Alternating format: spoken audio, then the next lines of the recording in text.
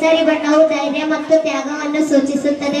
ಬಿಳಿಯ ಬಣ್ಣವು ಶಾಂತಿ, ಶುದ್ಧತೆ, ಸತ್ಯ ಮತ್ತು ಪ್ರಾಮಾಣಿಕತೆಯನ್ನು ಸೂಚಿಸುತ್ತದೆ. ಹಸಿರು ಬಣ್ಣವು ಬೆಳವಣಿಗೆ, ನಂಬಿಕೆ ಮತ್ತು ಫಲವತ್ತತೆಯನ್ನು ಸೂಚಿಸುತ್ತದೆ. ಧ್ವಜದ ಮಧ್ಯದಲ್ಲಿ 24 ಅಡ್ಡಗೆರೆಗಳನ್ನು ಹೊಂದಿದ್ದು ನೀಲಿ ಬಣ್ಣವಾಗಿದೆ. ಇದನ್ನು ಪಿಂಗಳೆ ವೆಂಕಯ್ಯ ಅವರು ಸ್ವರಾಜ್ಯ ಧ್ವಜ ಎಂದು ವಿನ್ಯಾಸಗೊಳಿಸಿದ್ದಾರೆ. ಭಾರತದ ರಾಷ್ಟ್ರ ಧ್ವಜವನ್ನು 22 ಜುಲೈ ಇದು ನಮ್ಮ ಸ್ವಾತಂತ್ರ್ಯ ರಾಷ್ಟ್ರೀಯ ಹೆಮ್ಮೆಯ ಸಂಕೇತವಾಗಿದೆ. ಈಗ ಒಂದು ದೇಶಭಕ್ತಿ ಗೀತೆ ಹೇಳುತ್ತೇವೆ.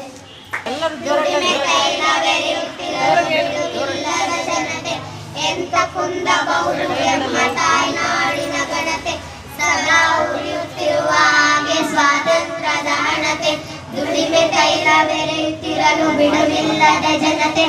ಎಂತ ಕುಂದಬಹುದು ಎಂಬ ತಾಯ್ನಾಡಿನ ಘನತೆ, ಸದಾ ಉಳಿಯುತ್ತಿರುವ ಹಾಗೆ ಸ್ವಾತಂತ್ರ್ಯದ ಹಣತೆ, ಮುಳ್ಳಿನಿಂದ ಅರಿವೆ ಬಿಡಿಸಿದಂತೆ ಬಂದೆ ಮುಕ್ತಿ, ಹುಲಿಯ ಬಾಯ ಮೇವ ಕಸಿಯುವಂತೆ ಧೀರ ಶಕ್ತಿ, ಸದಾ ಉಳಿಯುತ್ತಿರುವ ಹಾಗೆ ಸ್ವಾತಂತ್ರ್ಯದ ಹಣತೆ.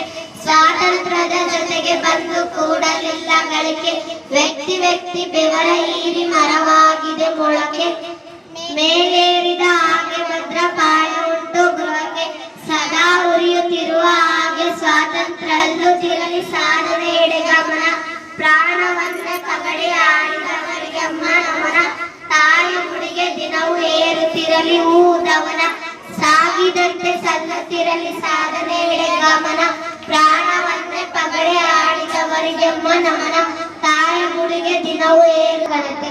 ಎಲ್ಲರಿಗೂ ಧನ್ಯವಾದ.